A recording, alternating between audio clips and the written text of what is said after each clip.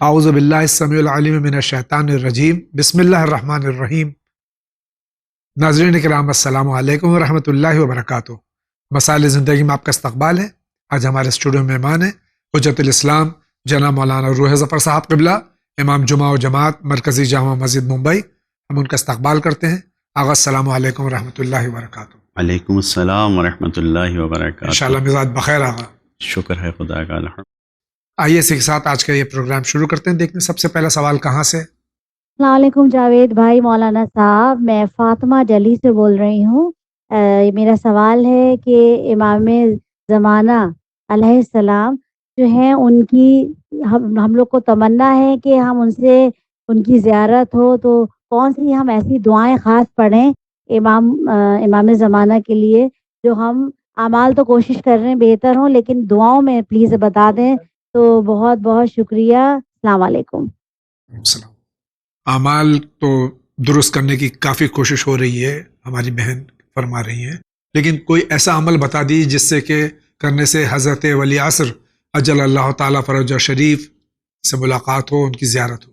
دیکھیے، امام کی زیارت اور امام سے ملاقات کے لیے بہت سے ایسے واقعات ہیں کہ جس میں خود امام نے کہا ہے کہ اگر تم اپنے عمل کو سنوارو گے تو ہم خود ملنے آئیں گے۔ سبحان اللہ۔ دعائے عہد بہترین دعا ہے، امام سے ملاقات کا ذریعہ ہے۔ اس کے علاوہ اصل عمل ہے۔ جس طریقے سے ہم سے یہ کہا گیا ہے کہ صدق حدیث اور ادائے امانت، اگر انسان گفتگو میں سچا ہے اور زبان اس کی سچی ہے اور امانت دار ہے، تو یہ بہت زیادہ انسان کے لیے موقع فراہم کرتا ہے کہ وہ امام سے اسی دنیا میں ملاقات کر لے۔ دوسرا طریقہ جو 11 اماموں سے ملاقات کا ذریعہ جو تاریخ میں ہے کہ امام سے کون لوگ ملنے گئے ہیں، اگر مولا علی سے کن کی ملاقات ہوئی، مولا حسن، مولا حسین سے، جن کو مولا نے اپنی بارگاہ میں حقیقت میں قبول کیا ہے، تو ان کے شرط و شروط کو بیان کیا گیا ملاقات میں۔ اگر ان کا مطالعہ کریں، انہیں دیکھیں، تو وہ بھی ہمارے لیے موقع فراہم کر سکتے ہیں کہ ہم اپنے زمانے کے امام سے ملاقات کریں۔ بہت بہت شکریہ آغا۔ آپ کا کیا سوال ہے؟ میرا سوال یہ ہے کہ یہ جو میسج آیا ہے گیہوں کے بارے میں، امام جعفر صادق علیہ السلام کا میسج ہے کہ گیہوں لاؤ تو آپ کو تنگی نہیں ہوگی، اینڈ اگر آٹا لاؤ گے تو تنگی آ جائے گی، اینڈ اگر روٹی خریدو گے بنی بنائی تو کنگالی آئے گی۔ Like it is almost that same word, کنگالی ورڈ تو نہیں ہے بٹ غریبی آئے گی۔ تو میں یہ کہنا چاہتی ہوں، پوچھنا چاہتی ہوں رادر، کہ ابھی میں ہاسپٹل میں تھی اتنے دن، اور میرے گھر میں روٹی کا مسئلہ تھا، بیکاز آئی میک روٹیز، اور میں ہی نہیں تھی اور گھر میں، تو میرے بچوں کے لیے، میرے ہسبینڈ کے لیے، میرے گھر والوں کے لیے، میری فیملی کے لیے رادر، ان لوگوں کو باہر سے روٹی کا بندوبست کرنا پڑا تھا، کسی کے پاس بنوا کے لیتے تھے وہ لوگ۔ تو نو ڈاؤٹ پیسہ تو جاتا تھا، یہ بات تو صحیح ہے، بٹ لیکن پھر ایسے مسئلے پہ ہم لوگ کرے کیا؟ اور دوسرا یہ کہا گیا ہے کہ گیہوں لا کے اس کا آٹا پسا کے آٹا روٹی بناؤ۔ تو آج کا یہ فاسٹ ایج جو چل رہا ہے، جس کے ہمارے پاس اتنا ٹائم ہی نہیں رہتا ہے ہاتھ میں کہ ہم گیہوں لائے، اور اتنی سہولیت نہیں رہتی ہے کہ اب میرے ہی گھر میں میں اگر گیہوں منگاؤں تو مجھے پسانے کے لیے اور دقت، مطلب بہت سارے مسئلے آتے ہیں۔ تو میں ریڈی میڈ آٹا یوز کرتی ہوں، جو یا تو ریڈی پیکٹ آتا ہے جو آشیرواد کا یا فارچون کا، تو اس میں ہم لوگ کیا کریں؟ واٹ از یور مطلب اس کا ہم لوگ کو کوئی سولوشن بتاؤ۔ میرے جب سے یہ میسج پڑھی ہوں تب سے میرا دماغ تو کچھ سن سا ہو گیا، کچھ سمجھ میں نہیں آ رہا ہے کہ میں کیا کروں۔ تو میں نے سوچا میں آپ کے تھرو یہ میسج کا رپلائی مجھے مل جائے تو بیٹر رہے گا، مسائل زندگی کے تھرو تو کچھ تو میرے کو سولوشن ملنا چاہیے نا۔ مجھے کیا، میری طرح کتنے ایسے ہوں گے جن کے مسئلے حل ہو سکتے ہیں اس کے وجہ سے۔ میں وہ میسج آپ کو نیچے فارورڈ کرتی ہوں۔ تھینک یو بھائی جان، sorry for all the trouble I always give you. یہ جو روایت ہے تو آغا کے گھر میں پسا ہوا آٹا نہیں ہونا چاہیے یا بازار سے روٹی خرید کے نہیں کھانی چاہیے، تو پورے ایران میں، پورے گلف میں، پورے عربستان میں 99.9% دعوے کے ساتھ میں کہتا ہوں کہ وہاں بازار سے روٹی خرید کے کھائی جاتی ہے۔ علماء کرام خریدتے ہیں، مجتہدین خریدتے ہیں، اور کوئی تنگ دستی یا کوئی فقیری میں نے نہیں سنی ہے. تو یہ جو کہیں سے روایت اٹھا کے اور واٹس ایپ پہ اور فیس بک پہ ڈال دیتے ہیں, سوشل میڈیا پہ ڈال دیتے ہیں اور لوگ کنفیوز ہو جاتے ہیں, اس کے لیے کیا کرنا چاہیے, کیا تدارک ہے؟ اچھا سوال ہے, کیونکہ ذاتی طور پر لوگوں نے ہم کو بھی فون کر کے اس حدیث کا حوالہ دے کے پوچھا سوال. سب سے پہلی بات تو یہ ہے کہ جو ہماری روایت کی کتابیں ہیں, ان کتاب سے روایتوں سے جو سب ضرورت یہ ہے کہ کون سی روایت کو ہم فارورڈ کریں. جی. اب یہ ایک گجراتی حدیث گروپ ہے, نہیں معلوم اردو حدیث گروپ, ہندی حدیث گروپ, تو اب اس میں ہر طرح کی حدیثیں نہیں لانا چاہیے اور سوچنا چاہیے کہ واقعاً کیا ہے. کیونکہ ہمارے اندر جو لوگ فارورڈ کر رہے ہیں حدیث, ٹرانسلیشن کر رہے ہیں, ان کے اندر جو ہمارے جیسے لوگ ہیں ان کو سمجھنے کی اتنی صلاحیت نہیں ہے کہ یہ روایت کن حالات میں بیان ہوئی ہے. مجتہد ہے کہ جو سمجھ سکتا ہے, جس نے برسوں وقت لگایا ہے کہ یہ روایت کا راوی کون ہے, یہ روایت کا مطلب کیا ہے, امام نے کس حالات میں بیان کیا. اس سے بڑھ کے واقعاً امام کی زبان سے آئی بھی ہے یا نہیں آئی ہے. بے شک جی. ہر روایت کو فارورڈ کرنا اس وقت مثلاً اس قسم کی روایت کو پھیلانے کا کوئی فائدہ نہیں ہے. اگر اس روایت کو ہم مان بھی لیں کہ سارا سب کچھ صحیح ہے, عملاً ممکن نہیں ہے. پریکٹیکلی یعنی لائف جو ہماری ہے آج اس میں نہیں ہے. اور پھر اگر یہ حدیث پہ واقعاً عمل کرنا واجب ہوتا تو میں نے اپنی آنکھوں سے مجتہدین کو دیکھا ہے کہ روٹی کی صف میں آیت اللہ مکارم شیرازی کو دیکھا, آیت اللہ حسن زادہ عملی کو دیکھا, تصویروں میں مثلاً ایران کے رہبر کو دیکھا وہ روٹی خرید رہے ہیں. اپنی آنکھ سے میں نے بزرگوں کو دیکھا. تو یہ سارے علماء جن کی کتابوں پہ روایتوں پہ ساری نظر ہے وہ جانتے ہیں, بہتر جانتے ہیں. تو یہاں پر دو ہے, ایک تو اس روایت پہ عمل کرنا آج کے دور میں ضروری نہیں, جیسا کہ آپ نے کہا کہ یہ سارے ممالک میں حتیٰ یورپ میں بھی بریڈ بک رہی ہے. اگر روٹی نہیں ہے تو گھر میں روٹی پکانے کا کوئی تصور نہیں ہے. اور کیا کہتے ہیں, دنیا کی شاید ہندوستان کے علاوہ ہندوستان, پاکستان اور بنگلہ دیش جو ہمارے ساؤتھ ایشیا کے جو یعنی جو علاقے ہیں ایشین ممالک, ان کے علاوہ کہیں پر روٹی پکانے کا گھروں میں رواج نہیں ہے. مثلا خود ایران میں نہیں ہے, عراق میں نہیں ہے, سعودی عرب میں نہیں ہے, میں نے یورپ کے جن ممالک کا سفر کیا وہاں پہ نہیں ہے. سب جگہ بریڈ اور یہ سب مل رہی.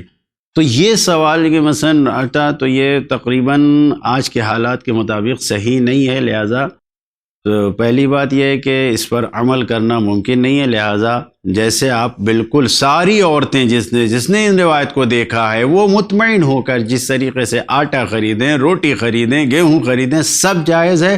کوئی فقیری نہیں آنے والی, کوئی تنگ دستی نہیں آنے والی. ایک بات. دوسری بات, جو بھی گروپ پہ روایتیں بھیجی جا رہے ہیں پہلے اس کو دیکھیں کہ کتنا اس کا فائدہ ہوگا, کتنا اس کا فائدہ نہیں ہوگا, کہ انسان پریشانیوں میں پڑ جائے گا.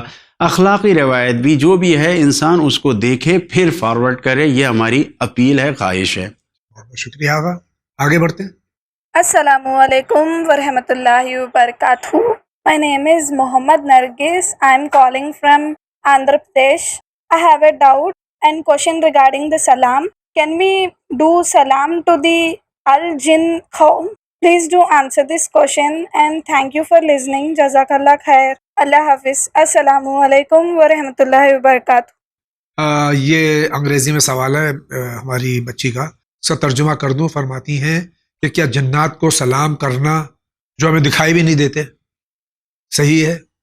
جناتوں کے امام کو تو ہم لوگ سلام کرتے ہیں, امام الانس والجان کہتے ہیں. امام الانس والجان انسانوں, لیکن خود جناتوں کے لیے بہرحال اگر انسان اس حوالے سے کہ جس طریقے سے انسانوں میں نسلوں کا سلسلہ ہے اور جس طریقے سے مومن اور غیر مومن ہر طرح کے انسان پائے جاتے ہیں, اسی طریقے سے جناتوں میں بھی ہے روایت کی بنیاد پر کہ مومن بھی غیر مومن ہیں. تو جیسے مومنوں کو سلام کیا جا سکتا ہے ویسے جنات کو بھی سلام کرنے میں کوئی حرج نہیں ہے. بہت بہت شکریہ. آپ کا کیا سوال ہے, فرمائیے. جناب جاوید بھائی اور مولانا صاحب کو السلام علیکم. میں سید ساجد حسین دلی سے بول رہا ہوں. وین چینل نے پچھلے منگل کے دن میرے سوال کو دوبارہ ریپیٹ کرنے کے لیے کہا تھا تاکہ وہ اس سے اگلے ایپیسوڈ میں شامل کیا کیا جا سکے، مگر پھر بھی نا امیدی رہی۔ میرا یہاں دوسرا سوال ہے کہ آخرت کے لیے کس طرح رہا جائے تاکہ سکون مل سکے۔ دوسرا سوال ہے کہ ان دنوں کووڈ-19 کی وجہ کر کافی موتیں ہوئی، یہاں تک کہ قبرستان میں لوگوں کو 12 گھنٹے سے زیادہ انتظار کرنا پڑا۔ میرا یہاں سوال ہے کہ جس طرح کفن کربلا سے لوگ منگا کر اپنے پاس رکھتے ہیں، اسی طرح کیا ہم اپنے پشتینی قبرستان میں پہلے سے قبر بنا کر رکھ سکتے ہیں؟ میری عمر 74 سال ہے، مہربانی کر کے جواب دیں گے، شکریہ، خدا حافظ۔ تو ٹیکنیکل ریزن یہ تھا کہ آپ کی آواز کلیئر نہیں تھی اس میں، اس وجہ سے وہ سوال نہیں لیا گیا تھا۔ اس کے باوجود میں معذرت خواہ ہوں۔ ابھی جو آپ کے سوالات ہیں دونوں کلیئر ہیں ایک دم، ان کو میں آغا کے سامنے پیش کر رہا ہوں۔ آپ ان کا پہلا سوال یہ ہے کہ آخرت کے لیے انسان کو ایسا کیا عمل کرنا چاہیے جس سے کہ انسان کو سکون مل جائے اور قبر میں اور برزخ میں وہ آرام اور راحت سے رہے۔ ظاہر سی بات ہے، قرآن مجید کی بہت سی آیتیں ہیں جس میں صرف ایک ہی چیز کا مطالبہ کیا گیا ہے، عمل صالح۔ جی۔ تو جو بھی چاہتا ہے خدا بند عالم سے ملاقات کرنا، جو بھی چاہتا ہے حیات طیبہ کو چاہتا ہے، مثلا قرآن مجید کی آیت ہے من عمل صالحا من ذکر او انثی، جو بھی مرد ہو یا عورت نیک عمل انجام دے گا تو فلنحینہ حیاتا طیبہ۔ تو اب ظاہر ہے قرآن مجید کے اعلان سے زیادہ سکون کس چیز سے ملے گا؟ یقیناً نیک اعمال انسان انجام دے، دنیا میں بھی سکون رہے گا اور آخرت میں تو ظاہر ہے کہ فَلْتَنْظُرْ نَفْسٌ مَا قَدَّمَتْ لِغَدٍ، انسان غور کرے کہ کل کے لیے کیا بھیجا ہے۔ تو اب اس پر جب غور کرے گا تو یہی نیک اعمال اگر انسان جیسے کل رہنا چاہتا ہے ویسے آج اعمال انجام دے، برزخ اور آخرت سب اس کے لیے اس آسان ہوگی اور بالکل سکون کا ذریعہ ہوگا۔ شکریہ۔ دوسرا سوال ان کا یہ ہے کہ یہ جو پینڈیمک کا زمانہ ہے، وبا کا زمانہ ہے، اللہ تعالیٰ اس کو طفیل محمد اور آل محمد علیہ الصلوۃ والسلام جلد از جلد ختم کرے الہی اور آمین، تمام ناظرین، تمام مومنین مومنات کو حفظ و امان میں رکھے۔ الہی آمین۔ لیکن بہرحال اموات کافی ہوئی ہیں، خاص طور سے 2020 میں، اور اب بھی ہو رہی ہیں۔ تو اس سلسلے میں قبرستان پٹے پڑے ہیں، اٹے ہوئے ہیں، اور ایک ایک قبرستان میں کئی کئی میتیں ایک وقت میں آ جاتی ہیں۔ تو ان کا سوال یہ ہے کہ کیا پہلے سے قبر کھود کے رکھنا صحیح ہے؟ جی کوئی حرج نہیں ہے، پہلے سے انسان قبر کھود کے تیار کر کے رکھ سکتا ہے، کوئی حرج نہیں ہے۔ بلکہ مستحبات میں سے جو آداب قبر میں کہ انسان قبر کھود کے رکھے، اس میں جا کے قرآن پڑھے، اپنے لیے قرآن اس قبر میں آمادہ قبر میں قرآن پڑھے، تو یہ تو زیادہ اس کے لیے نورانیت کا ذریعہ، لہٰذا قبر پہلے سے بنا کے رکھی جا سکتی۔ بہت بہت شکریہ۔ اگلا سوال جناب جاوید بھائی، مولانا صاحب، السلام علیکم۔ میں محمد ظفر زیدی علی گڑھ سے بول رہا ہوں۔ سرکار، میں اتنا پریشان ہوں کہ آپ سے میں جو سوال کرتا ہوں آپ کے یہاں ریکارڈ ہوتے ہیں اور ان کا جواب سے محروم رہ جاتا ہوں۔ کچھ سوالات کو بھیجے ہوئے مہینوں سے زیادہ ہو گئے اور جواب نہیں ملا، جبکہ میں متواتر آپ کا چینل میں خاص کر مسائل زندگی پروگرام ضرور دیکھتا ہوں۔ آج میں آپ کے سامنے یہ سوال رکھ رہا ہوں کہ اللہ نے اپنی امانتیں ہمیں والدین کی شکل میں، اولاد کی شکل، بیوی کی شکل میں اور دنیا بھر کے اپنی امانتیں ہمیں سپرد کی، یہ اس کا احسان ہے۔ ہمیں اب بتائیے، ایک آیت ہے الا الاحسان الجزاء الاحسان، وہ اللہ کے اس احسان کا بدلہ ایک بندہ کیا دے سکتا ہے؟ اللہ کے احسان کے مقابلے میں ایسی کون سی عمل ہے جس سے احسان اللہ کی طرف رجوع کرے؟ ذرا اس کی وضاحت فرمائیے گا۔ پہلی بات تو بزرگوار کہ آپ کا سوال مجھ تک آتا ہے تو میں ضرور لیتا ہوں، مجھ تک پہنچا نہیں آپ کا سوال، اس لیے میں نے یہاں علماء کی خدمت پیش نہیں کیا۔ پھر بھی معذرت خواہ ہوں، میں تحقیق کروں گا کہ آپ کا سوال مجھ تک کیوں نہیں پہنچا۔ اور جہاں تک کہ آغا ہماری زبان اردو ہے، انگریزی ہے، گجراتی، مراٹھی، تامل، تیلگو، عربی نہیں ہے۔ ہمارے یہاں بہت سے الفاظ جو عربی میں ہیں اس کے معنی اردو میں الگ ہو جاتے ہیں، جیسے حجامت عربی میں الگ معنی ہیں، اردو میں الگ معنی ہیں، جلوس عربی میں الگ معنی ہیں، اردو میں الگ معنی ہیں۔ اسی طرح سے جو قرآن کی آیت ہمارے بزرگوار نے پیش کی، هل جزاء الاحسان الا الاحسان، تو اردو میں احسان کے معنی الگ ہوتے ہیں، عربی میں کیا ہوتے ہیں یہ بتا دیجیے۔ عربی میں هل جزاء الاحسان الا الاحسان یعنی کیا نیکی کا بدلہ سوائے نیکی کیا ہے؟ اور یقیناً پروردگار عالم نے بے شمار نعمتیں ہمیں عطا کی ہیں، تو اللہ تعالیٰ نے کب کہا ہے کہ اس نعمتوں کے بدلے میں یا جو بھی اس نے ہمارے ساتھ نیکیاں کی ہیں اس کے بدلے میں ہم اس کا جواب نیکی سے دیں؟ ہو ہی نہیں سکتا۔ جس وقت نبی خدا جناب موسیٰ نے یہ کہا کہ پروردگار میں تیرا شکر کیسے ادا کروں، کیا میں اس زبان سے شکر ادا کروں کہ جب میں شکر ادا کرنے کے لیے زبان ہلاتا ہوں تو پھر یہ سوچتا ہوں کہ یہ بھی تو تیری دی ہوئی ہے، لہٰذا میں عاجز ہوں۔ اس وقت خدا نے کہا کہ تمہارا یہی عاجز ہونے کا احساس کر لینا یہی سب سے بڑا شکر ہے۔ سبحان اللہ۔ تو خدا کا نہ اس کی نعمتوں کو گنا جا سکتا، نہ اس کے احسانات کو گنا جا سکتا، نہ اس کے شکر کو ادا کیا جا سکتا۔ انسان جتنا زیادہ شکر ادا کر لے جائے، شکراً شکرا کی جتنی تسبیح پڑھ لے، یہی ہمارے لیے غنیمت ہے۔ بہت بہت شکریہ۔ اگلا سوال سید انتظار حسین عابدی، امامیہ مسجد جھانسی یو پی۔ عالی جناب مولانا صاحب و جاوید صاحب، سلام علیکم ورحمۃ اللہ وبرکاتہ۔ سوال نمبر 1، سب سے پہلا وضو کس نے کیا اور کس مقام پر کیا؟ وہ کیا چیز تھی جس کے لیے حکم ہوا کہ اس سے اعضائے سجدہ کو دھو لو؟ سوال نمبر 2، اس پانی کا کیا نام ہے جس کے لیے اللہ تعالیٰ خود قرآن میں قسم کھا رہا ہے؟ وہ کون سا سورہ اور آیت ہے؟ یہ خاکسار حجت الاسلام مولانا صاحب سے التجا کرتا ہے کہ ان دونوں مسائلوں پر روشنی ڈالنے کی زحمت گوارا فرمائیں جن سے ہم چینل بل کے ناظرین مستفیض ہو سکیں۔ شکریہ والسلام، اللہ حافظ۔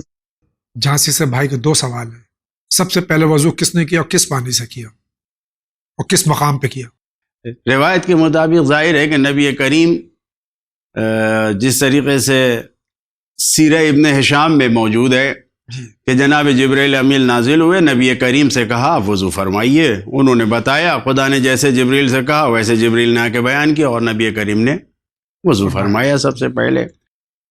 تو سب سے پہلے جو ہے وہ نبی کریم نے وضو کیا تھا اور جبریل نے تعلیم دیا تھا۔ اور پانی کا جو ذکر انہوں نے کیا ہے، کس پانی کا؟ تو مومنین کے لیے جو سورہ میں دیکھا تو کسی جگہ قسم پانی کی تو نہیں کھائی ہے، لیکن اگر قسم جیسا انداز کچھ ہے تو سورہ واقعہ میں ماء مسکوب جی کہ جاری پانی، جی چشمے جو جاری ہیں ایسے پانی سے نعمتوں کی صورت میں، نعمت کی صورت میں یہ صاحبان ایمان جو ہے وہ فائدہ اٹھائیں گے۔ تو یہ تذکرہ ہے پانی کا۔ بہت بہت شکریہ۔ اگلا سوال السلام علیکم مولانا، میں آندھرا پردیش مچھلی پٹنم سے بات کر رہا ہوں۔ میرا ایک سوال ہے، یہ اللہ کی طرف سے 4 کتاب جو نازل ہوئے ہیں، توریت، زبور، انجیل، قرآن تو عربی میں نازل ہوئی ہے، باقی 3 کتاب کس لینگویج میں نازل ہوئے ہیں؟ میرا ایک سوال تھا، سوال کا جواب دیجیے پلیز۔ 4 مشہور کتابیں جو آسمان سے نازل ہوئی، توریت، زبور، انجیل اور قرآن۔ ہمارا قرآن سے مقصد باقی منسوخ ہو چکی کتابیں، لیکن بہرحال بھائی کا سوال ہے 3 جو پہلی کتابیں کس زبان میں نازل ہوئی تھی؟ خود اس زمانے میں جو زبان رہی تھی، مثلا توریت کے بھائی عبری زبان میں، کہ آج بھی مثلا عبرانی زبان یا عبری زبان جو ہے وہ اس زمانے میں، یعنی انجیل و توریت تو یہ ایک عبرانی زبان جو ہے اس میں وارد ہوئی۔ اور زبور کے بارے میں کچھ پتہ نہیں ہے جناب داؤد کے زمانے میں کون زبان تھی، لیکن یہی عبرانی زبان اس قدیم زمانے میں قدیم زبان ہے جو آج بھی یہودیوں کے یہاں بولی جاتی ہے، عبرانی زبان۔ اور کیونکہ یہودی اپنے آپ کو سب سے برتر سمجھتے ہیں اور وہ اپنے دین کی تعلیم نہیں دیتے کسی کو، اس لیے ان کی زبان بھی محدود ہو گئی، محدود اور صرف یہودیوں ہی کے درمیان ہے، دوسری جگہ وہ سکھاتے نہیں ہیں۔ جی تو غالباً یہ کتابیں اسی زبان میں رہی ہوں گی، لیکن توریت اور انجیل کے بارے میں تو معلوم ہے کہ عبرانی زبان تھی۔ بہت بہت شکریہ۔ آگے بڑھتے ہیں۔ جی السلام علیکم، میں واجد علی جموں سے بول رہا ہوں۔ سر مجھے نا آپ کا کانٹیکٹ نمبر چاہیے اسٹوڈیو کا، کسی سے بھی کوئی بھی ایسا پرسن ہو جس سے مجھے بات کرنا چاہتا ہوں، اگر آپ پلیز سینڈ کر سکتے ہیں تو بڑی مہربانی آپ کی۔ اللہ حافظ۔ آپ کے اسکرین پہ نمبر آ رہا ہے اسٹوڈیو کا، ہمارے آفس کا، ون کا، آپ نوٹ فرما لیجئے۔ اور دوسری بات یہ ہے کہ جس عالم کا آپ کو نمبر چاہیے آپ ای میل کیجئے ون کے نمبر پہ یہاں ای میل کیجیے، انشاءاللہ آپ کو جس عالم کا نمبر چاہیے وہاں سے دستیاب ہو جائے گا. آپ کا بہت بہت شکریہ. اگلا سوال لیتے ہیں. السلام علیکم، میرا نام سید ریاض حسین جعفری، میں ناگپور شہر سے بول رہا ہوں.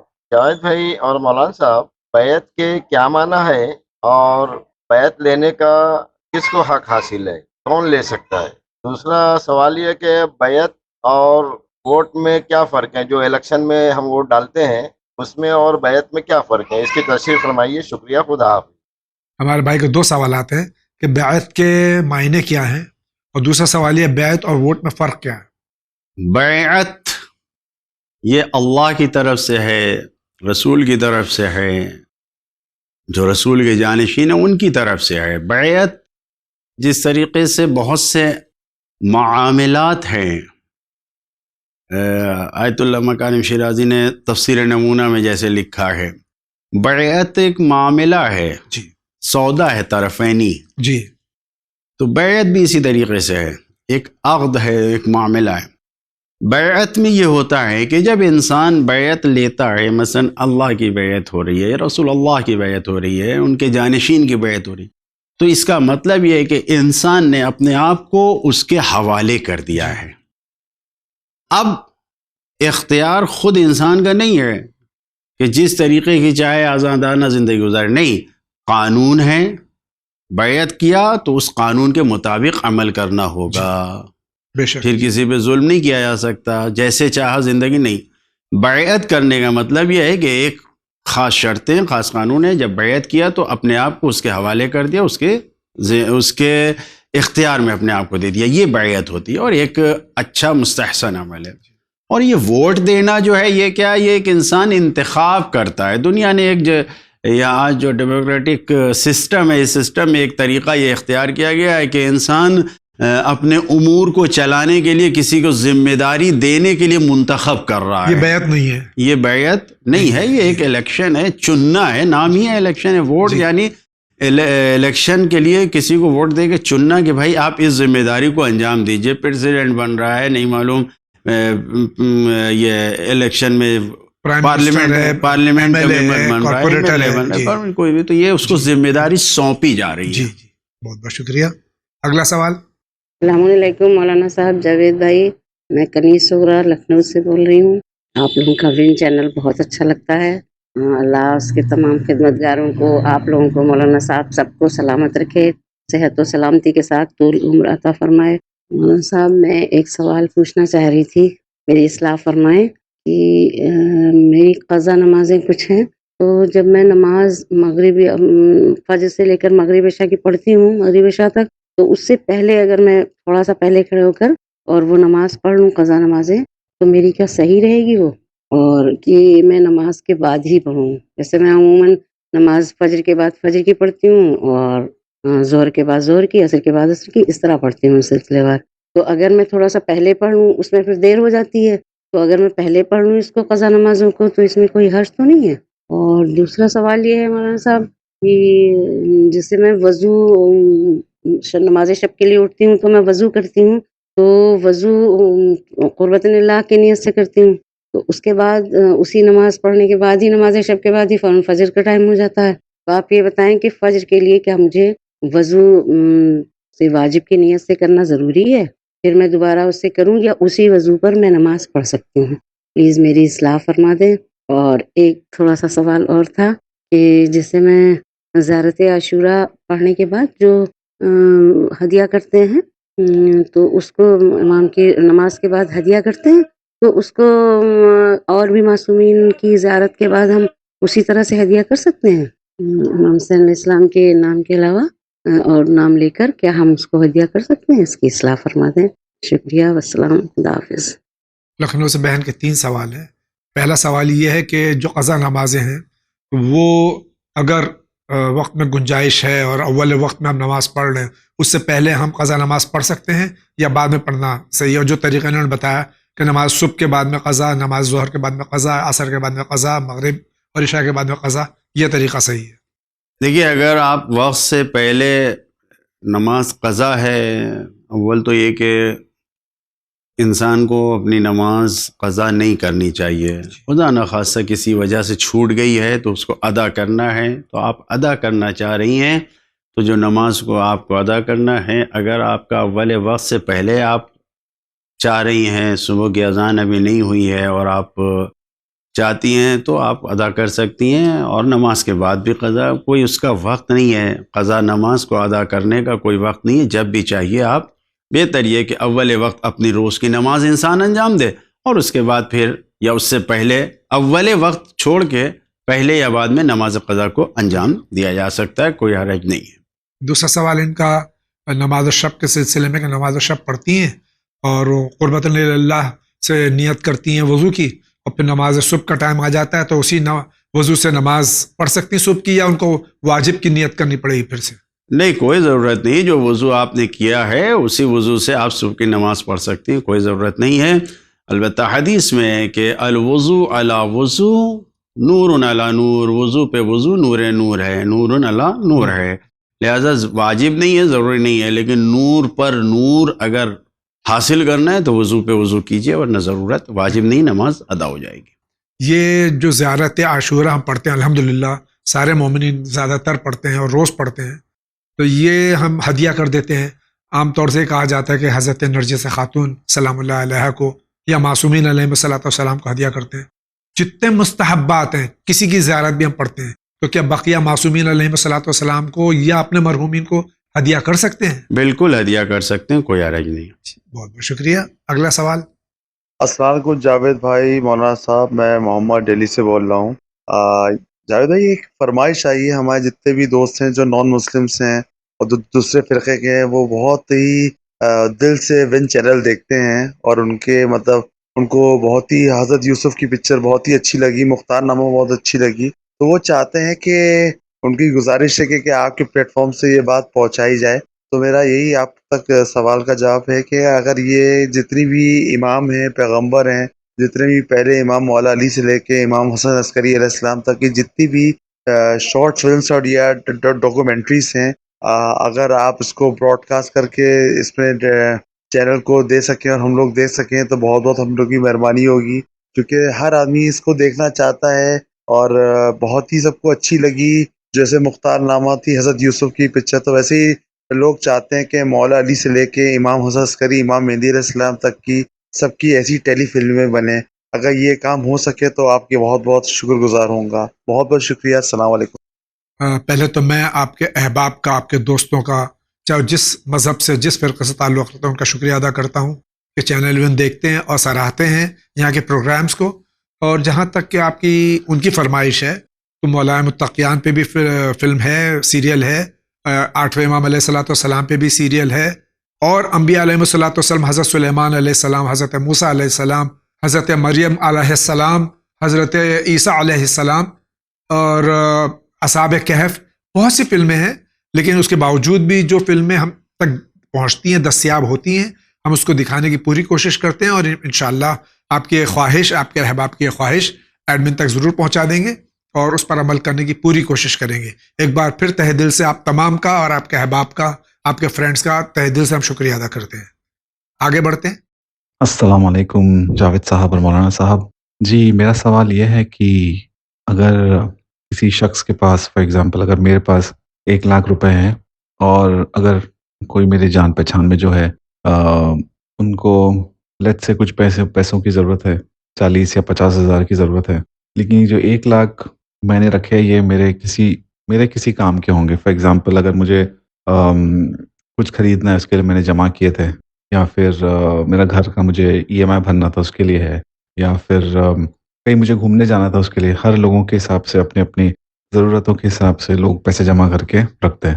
لیکن اگر وہی ٹائم پہ کوئی ایک شخص ایسا آ کے آپ سے پوچھے گا کہ کیا آپ کے پاس پیسے ہیں، مجھے تھوڑی مدد کی ضرورت ہے، اور لیٹ سے 1,00,000 میں سے 50,000 60,000 کی ضرورت ہے اس کو، یہ آپ نے اپنے لیے جمع کر کے رکھے تھے، تو ایسے میں آپ کا کیا فرض ہے کہ کیا آپ کو وہ پیسے نکال کے اسے دینے چاہیے، یا پھر آپ یہ بول سکتے ہیں کہ میرے پاس نہیں ہے پیسے ابھی، حالانکہ آپ کے پاس پیسے ہیں، لیکن وہ آپ نے جیسے بتایا آپ کو کہ ہو سکتا ہے آپ کو آپ کا لون پے آف کرنا ہو، یا آپ کو کسی اور کام کے لیے آپ نے جمع کر کے رکھے ہو، لیکن پیسے تو آپ کے پاس ہے، تو کیا آپ کا یہ بولنا صحیح ہوگا کہ میرے پاس پیسے نہیں ہیں، میں آپ کی مدد نہیں کر سکتا، سوری، کہ آپ کو ایکچولی اس کو پیسے دے دینا ہے؟ میرا یہ سوال تھا، اگر آپ اس پہ تھوڑا ہیلپ کریں گے آنسر کرنے کے لیے تو بہت بہت شکریہ. تھینک یو سو مچ. خدا حافظ. خدا حافظ. بھائی کے پاس بالفرض محال کچھ پیسہ ہے جو ان کی ضروریات کے لیے انہوں نے جمع کیا ہے، EMI بھرنا ہے، لون ادا کرنا ہے یا اور ضروریات جو ان کی انہیں، لیکن کوئی ضرورت مند آ گیا، اس نے اس میں سے پیسے مانگ لیے، تو کیا یہ کہنا صحیح ہے کہ میرے پاس پیسے نہیں ہیں یا دے دینا چاہیے؟ دیکھیے، کچھ نہ کچھ ایسی ترکیب نکالنا چاہیے کہ اگر انسان سامنے والا مانگنے والا ایسا ہے کہ یہ کہے کہ اس سے سچ بالکل کہا جائے اور وہ مان لے تو ٹھیک ہے، اس کو سچ بتائیں کہ بھائی میرے پاس پیسے ہیں لیکن ضرورت کے ہیں، سچ بتائیں اور میں نہیں دے سکتا. اور اگر سچ نہیں کہنا ہے تو پھر انسان توریے سے کام لیتے ہوئے، اگر یہ سامنے والا واقعاً یہ مانگ رہا ہے اور اس کی ضرورت بھی ہے لیکن انسان کی خود کی ضرورت ہے، تو انسان پریشانی میں آ جائے گا، نہیں دے سکے گا، عطا کر پائے گا، اپنی مشکل نہیں حل کر پائے گا. تو مثال کے طور پر یہ کہہ سکتے ہیں کہ میرے پاس نہیں ہے، اور یہ نیت کرے کہ فی الوقت نہیں ہے، گھر میں رکھا ہوا ہے، یہ کہہ سکتا ہے کہ میرے پاس نہیں ہے، یہ کہہ کے ارادہ کر سکتے ہیں. تو اس طریقے سے جواب دے سکتے ہیں، ورنہ صراحتاً جھوٹ بولنا اور معلوم ہے کہ ہے میرے پاس سب کچھ لیکن انہیں نہیں دینا، سیدھے سیدھے کہہ دیں کہ نہیں میرے پاس ہے ہی نہیں، خدا کی قسم نہیں ہے اور میں نہیں ہے، تو یہ سب جھوٹ نہیں آنا چاہیے کہیں سے بھی. بہت بہت شکریہ. اگلا سوال.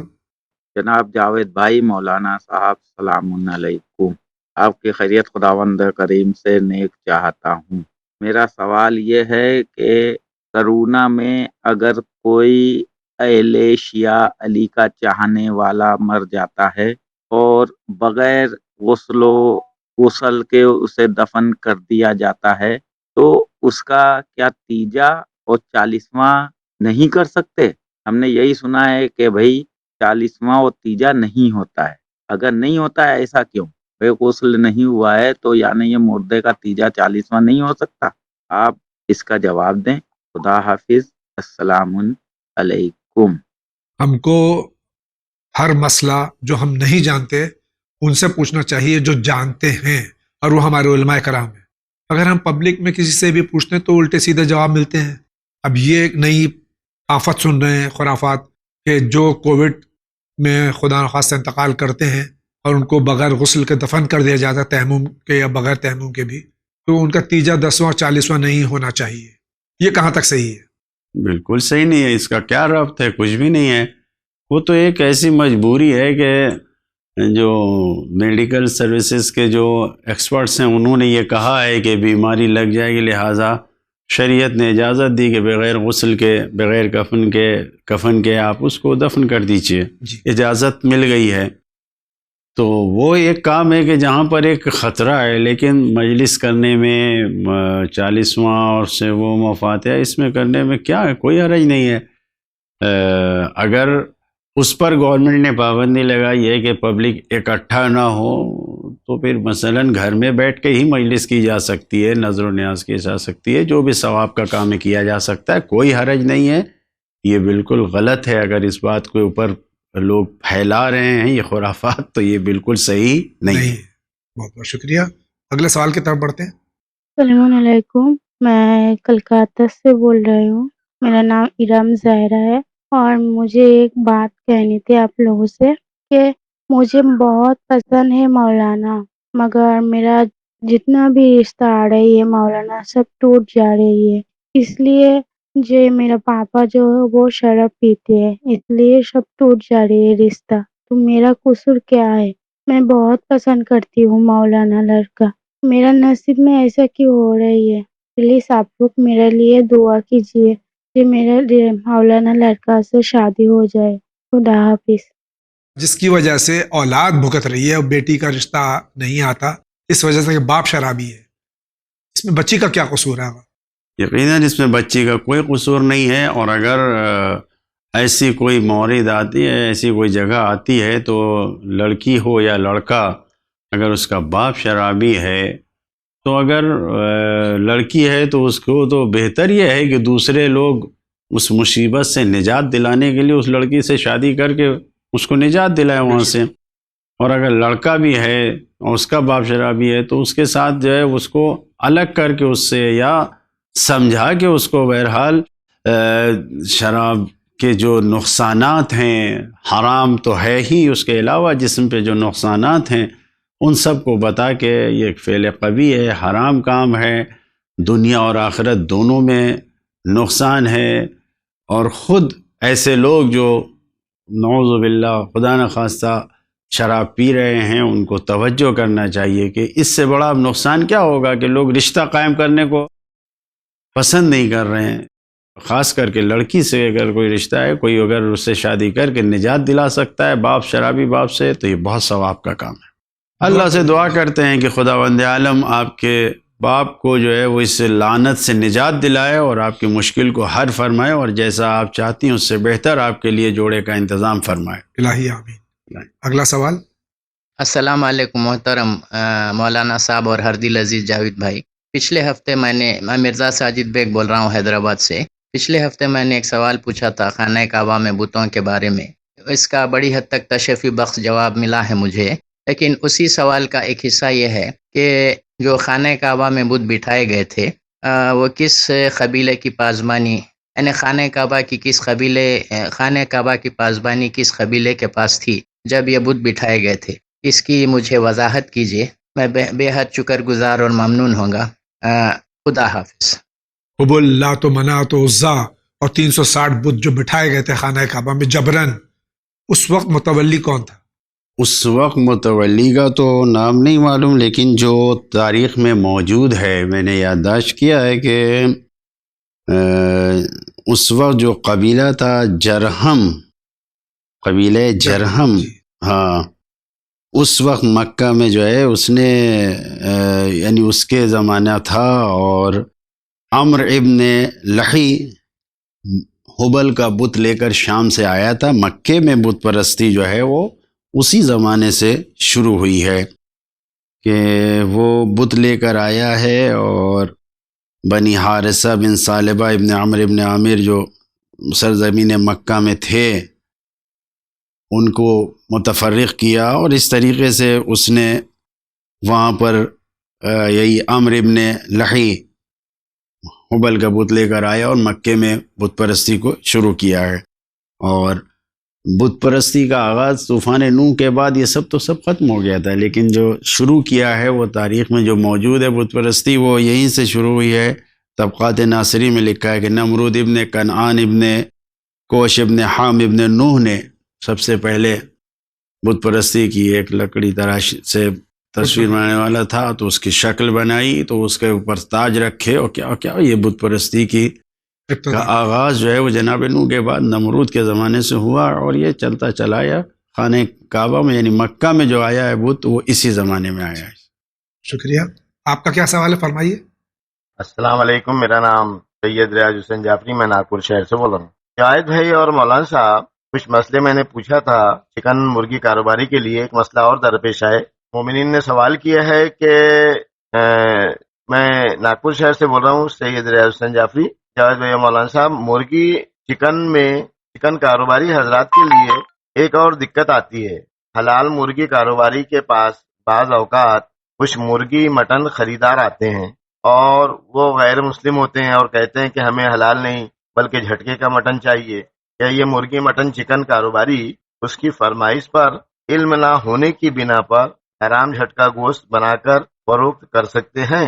جو علم رکھتے ہیں، جو حضرات حرام حلال کے جاننے والے ہیں، ایسا نہیں کرتے ہیں. مرغی ہو یا کوئی بھی حلال جانور کو ذبح کر کے فروخت کرتے ہیں. یہ مسئلہ ان لوگوں کے لیے پوچھا گیا ہے آغا کہ جب مسئلے میں توضیح مسائل میں آیا ہے کہ جب بھی کوئی کاروبار کرے تو مسئلہ سیکھ لے پھر کاروبار کرے. جواب عنایت فرمائیے گا. شکریہ. خدا حافظ. ہمارے بھائی کا سوال ناگپور سے ہے کہ جو حضرات مسلمان جو مرغ کا کاروبار کرتے ہیں، ذبح کر کے دیتے ہیں، ان کے پاس اگر کوئی ایسے لوگ آتے ہیں جو ذبیحہ نہیں کھاتے، جھٹکا کھاتے ہیں، تو ان کو جھٹکے کا گوشت دینا صحیح ہے ان کے لیے؟ دیکھیے، اگر نہیں معلوم ہے حکم شریعت کہ یہ کام جائز نہیں ہے تو کر گئے ہیں تو اس میں کوئی حرج نہیں ہے. ظاہر ہے کہ ہمارے نبی نے یہ کہا ہے کہ رفع عن امتی ما لا یعلمون، جس کا علم نہیں ہے اس کا عذاب بھی نہیں ہے. ہمیں نہیں معلوم تھا تو اس کام کو کیا تو کوئی حرج نہیں ہے، لیکن یہ جان لیجئے کہ تجارت کرنے سے پہلے، جیسا کہ خود آپ کہہ رہے ہیں، حکم کو جاننا چاہیے. لہذا جب بھی اس قسم کا کوئی کام کر رہا ہے تو یہ معلوم ہونا چاہیے کہ لاکھ انسان سامنے والا ہم سے ضد کرے، کچھ بھی کہے، لیکن ہم غلط کام نہیں کر سکتے. جائز نہیں ہے جھٹکے سے کسی کو گوشت کاٹ کر دینا، یہ جائز نہیں ہے. ناظرین کرام جا رہے ہیں بہت ہی مختصر سے بریک پہ، لیکن آپ کہیں نہیں جائیے، ابھی حاضر ہوتے ہیں.